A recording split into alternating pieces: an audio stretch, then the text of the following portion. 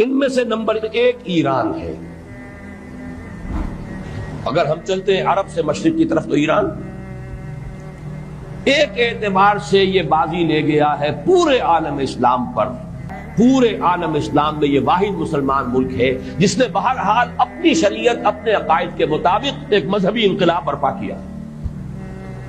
اور پورے عالم اسلام میں مذہبی سطح پر حکومت کی سطح پر فنڈامنٹلسٹ صرف ایک ملک ہے کہ اس پہلو سے ایران ان کا ٹارگٹ ہے، ٹارگٹ نمبر 1 ایک خاص اعتبار سے. ٹارگٹ نمبر 1 ایک دوسرے اعتبار سے ہم ہیں، وہ میں بعد میں عرض کروں گا.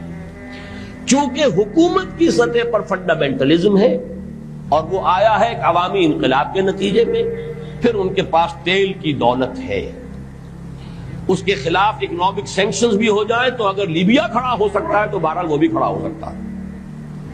اور نقشہ وہ دنیا کو دکھا چکا ہے کہ لڑا دے ممولے کو شہباز، یہ نقشہ بھی اس نے دکھا دیا. یہ ہے ایران کا معاملہ. نمبر 2 پاکستان. پاکستان 400 برس کی تجدیدی مساعی کا امین ہے، امانت دار ہے. پورے ہندوستان میں مجدد الفسانی رحمت اللہ علیہ، شاہ ولی اللہ دہلوی رحمت اللہ علیہ، سید احمد بریلوی رحمت اللہ علیہ، ان کا جہاد.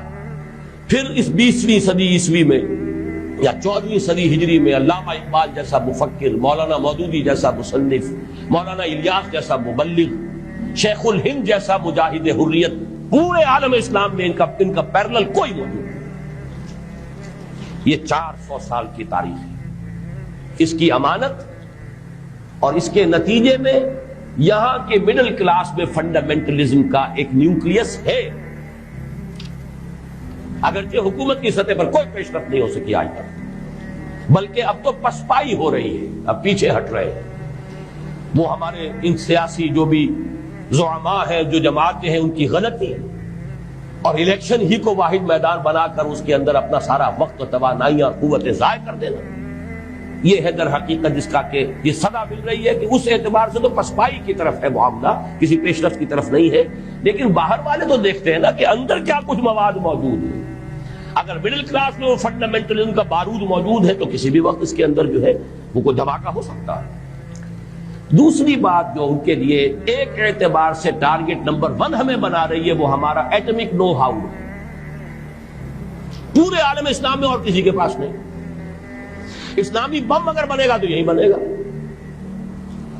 یہ ہے مختلف اسباب جس کے بنا پر ایران اور پاکستان کو آپ بریکٹ کر لیجئے. یہ اس نیو ورلڈ آرڈر کا جو ٹارگٹ نمبر 1 ہے، ایک اعتبار سے ایران ہے، ایک اعتبار سے پاکستان.